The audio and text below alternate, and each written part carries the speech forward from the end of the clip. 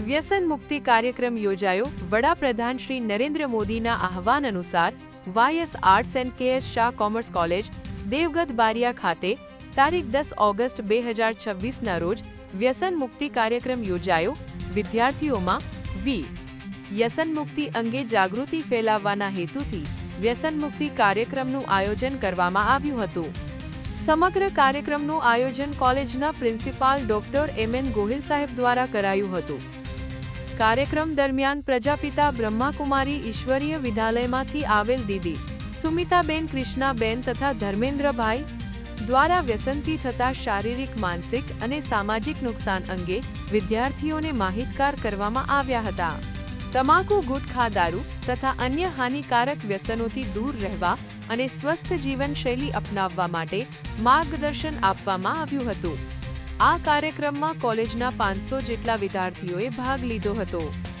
કોલેજના ડોક્ટર એસ.બી. પટેલે વિદ્યાર્થીઓએ વ્યસનમુક્ત સમાજના નિર્માણમાં સહભાગી બનવાનો સંકલ્પ કરાવ્યો હતો।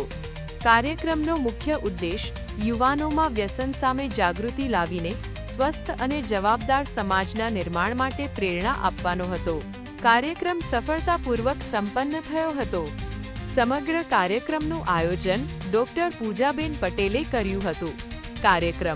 કાર્યક્રમના અંતે આભાર વિધિ ડોક્ટર અનિતાબેન પટેલે કરી કાર્યક્રમને સફળ બનાવ્યો।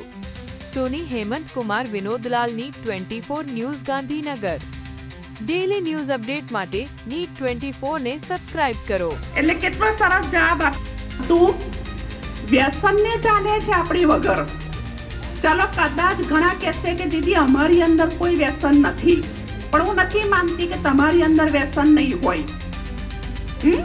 હમણાં પરમ દિવસે અમે ઝરીની અંદર એક પ્રાઇમરી સ્કૂલની અંદર ગયા હતા।